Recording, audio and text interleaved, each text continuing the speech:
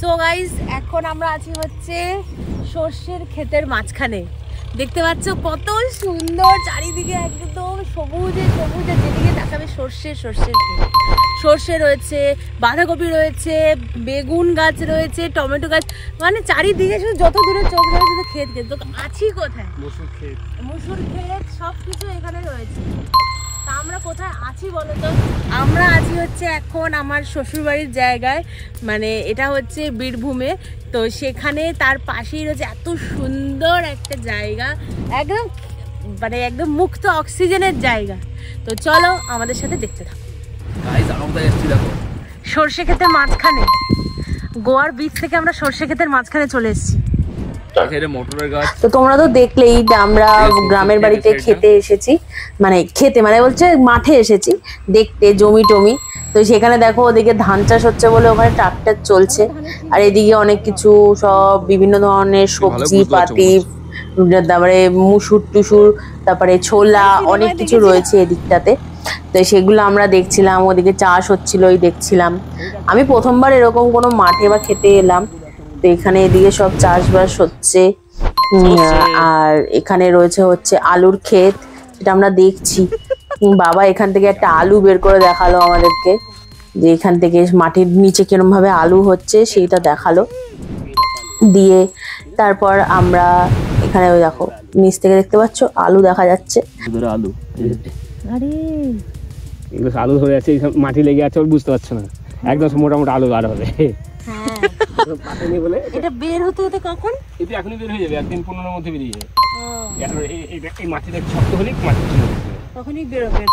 আলুর ক্ষেত থেকে আমরা চলে এসেছি হচ্ছে এবার পেঁয়াজের ক্ষেতে। ওই দেখো সব পেঁয়াজ কলি, পেঁয়াজ পাতা উপরে সব, আর নিচে সব পেঁয়াজ রয়েছে। আর সেই রয়েছে হচ্ছে বাঁধাকপির ক্ষেত, দেখতে পাচ্ছ কত বড় বড় বাঁধাকপি সব। তো আমি ওখান দিয়ে দেখছিলাম, দেখো কত বাঁধাকপি, দেখো আমি তো দেখে অবাক, চারিদিকে কত বাঁধাকপি। আমার একটা তুলে নিয়ে যাওয়ারও ইচ্ছা ছিল, কিন্তু এত বড় কি করে তুলবে। দেখো দেখো কত বড় বাঁধাকপি হয়ে গেছে, একদম টাটকা ফ্রেশ বাঁধাকপি, যত দূর চোখ যাবে শুধু বাঁধাকপি আর বাঁধাকপি। দেখতে পাচ্ছ, আমি তো দেখে অবাকই হয়ে গেছিলাম। তো এবার চলে এসেছি হচ্ছে আমরা উচ্ছের খেতে। অ্যাকচুয়ালি আমি জানতাম না, আমি একটু করে এগোচ্ছিলাম আর বাবা বলছিল, আর ও বলছিল কোনটা কিসের গাছ কোনটা কিসের ক্ষেত। তো ওই দেখো ও আবার আমাকে উচ্ছে দেখাচ্ছে, ছোট্ট ছোট্ট উচ্ছে, হাতে আইফোন নিয়ে উচ্ছে তুলছে, ও দেখতে পাচ্ছ অবস্থা। তো আমরা এবার চলে এসেছি হচ্ছে পালং শাকের খেতে। ছোট ছোট বেবি স্পিনাচ, মানে ছোট ছোট পালং শাক রয়েছে এদিকে সব, তারপরে এদিকে সব ধনেপাতা রয়েছে। তো তার মাঝখান দিয়ে আমরা যাচ্ছি।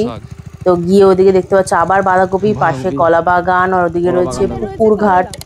তো এখানে কত শাক পাতা চারিদিকে। তো এবার আমরা চলে এসেছি হচ্ছে বেগুনের খেতে। দেখতেই পাচ্ছ কত বেগুন হয়ে আছে, ওই দেখো বাবা দেখাচ্ছে বেগুন। আমার বেগুন ভাজা খেতে খুব ভাল লাগে, আমার আর আমার বাবার দুজনেরই খুব ভাল লাগে বেগুন ভাজা খেতে। তো দিয়ে আমরা চলে এসেছি হচ্ছে এবার কলা বাগানে। কলা বাগানে একটা কলা গাছে ঝুলছে একটা দারুণ মোচা, এই মোচাটা তুলে আমরা বাড়িতে মোচার ঘন্টও খেয়েছিলাম, দারুণ হয়েছিল। আর এদিকে সব কলা ঝুলছে। তো দিয়ে তারপরে আমরা চলে গেছিলাম ওদিকে শশার খেতে, শশা তুলে এনে দিয়েছে আমাদের জন্য। আর ওদিকে রয়েছে হচ্ছে মটরশুটির ক্ষেত, দেখতেই পেলে প্রচুর মটরশুটি ফলেছে। ওখান থেকে আমরা তাজা কিছু মটরশুটিও তুলেছিলাম, একদম গাছের একদম কচি মটরশুটি। দেখতে পাচ্ছ চারিদিকে শুধু মটরশুটিরই ক্ষেত।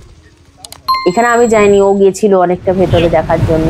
তারপরে ওপাশ দিয়ে শশার খেতেও গেছিল, যেখানে আমি দূরে দাঁড়িয়ে মটরশুটি হাতে নিয়ে দাঁড়িয়েছিলাম। এই দেখো ও আবার মটরশুটি তুলছে, হাতে মটরশুটি দেখছে যে হয়েছে কিনা। এরকম মটরশুটিটা তুলে নিল, দিয়ে এবার আমরা আরো অনেকটা মটরশুটি তোলা হয়েছিল। হাতে তোলার পর আমি জমির তাজা মটরশুটি খেয়ে দেখলাম কেমন খেতে, একদম কচি কচি খেতে মটরশুটিটা, অন্যরকম পুরো মিষ্টি।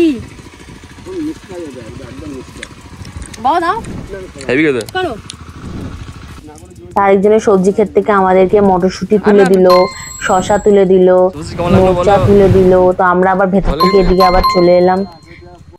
তো ওই দেখো বাবা এখানে শশা তুলছে, শশা দেখো কি সুন্দর শশা, তাজা মাঠের শশা ফলে আছে, সেগুলো বাবা তুলছে। ও কিছু শশা তুলেছে, আমি শুধু ধনেপাতা তুলেছিলাম, দেখতে পাবে আরেকটু পর। এই দেখো কত মটরশুটি দিয়েছে আমাদেরকে, এক প্যাকেট মটরশুটি আমাদের জন্য এনেছিল, অনেকটা একদম জমির মাঠের মটরশুটি। তো এই দেখো দেখতে পাচ্ছ আবার সর্ষের ক্ষেত। তো ওর হাতে রয়েছে শশা, প্যাকেটে রয়েছে মটরশুঁটি।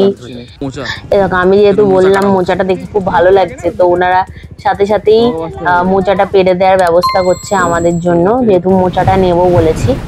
তো এখান দিয়ে আমরা চলেছি। দেখো ধনেপাতার গাছ, আমার ধনেপাতা খুবই ভালো লাগে স্মেল, যে কোনো রান্না বা খাবারে, বেসিক্যালি ফুচকাতে দারুণ লাগে। তো সেই ধনেপাতার গাছ দেখতেই পাচ্ছ হয়ে আছে কত ধনেপাতা। এ দেখো ও ধনেপাতা তুলছে আমার জন্য, কত মুঠমুঠ করে ধরে একদম ধরে। আমিও কিছু ধনেপাতা অল্প অল্প করে তুলছিলাম, আমি ওটা তুলতে টানতে পারছিলাম না, কিন্তু ও অনেকটা ধনেপাতা তুলেছে। দেখো কত ধনেপাতা তুলেছে। আমি যেরকম ভাবে সবজি তুলছি, ধনেপাতা তুলছি, আমাকে গ্রামেরই বউ লাগছিল। তো আমরা সবজি ক্ষেত থেকে চলে এসেছি আবার মুড়ির কলে, যেখানে মুড়ি তৈরি হচ্ছে। তো সেখানে মুড়ি কিভাবে তৈরি হচ্ছে সেটা দেখতে চলে এলাম। আর এক ব্যাগ আমরা মাঠের সবজি রেখে, দেখো মোচাটা খুলে দেখাচ্ছে কত ভালো মোচাটা। এই মোচাটা আমাদেরকে তুলে দিয়েছিল ওনারা, কত ভালো মোচাটা এটা। তো মোচা টোচা নিয়ে, শশা নিয়ে, মটরশুঁটি নিয়ে, তারপর ধনেপাতা নিয়ে, সবকিছু নিয়ে টিয়ে আমরা মাঠ থেকে চলে এলাম আবার বাড়ির দিকে। হেঁটে এখন যাচ্ছি বাড়ির দিকে। তো জমি থেকে আমরা এবার হেঁটে হেঁটে ফিরছি। তো হেঁটে হেঁটে আমরা সামনে একটা মুড়ির মিল ছিল, কিভাবে মুড়ি তৈরি হয় যেটা দেখার জন্য ঢুকলাম। মুড়ির মিল থেকে পাশে দেখো একদম পুরো কত কুমড়ো গাছ দেখে যা মনে হচ্ছে আমার। তো এখান থেকে আমরা ঘুরে টুরে তারপরে একবারে বাড়িতে চলে গেলাম। তো চলো আজকের মতো এটুকুই, দেখা হচ্ছে আমার পরের ব্লগে। টাটা।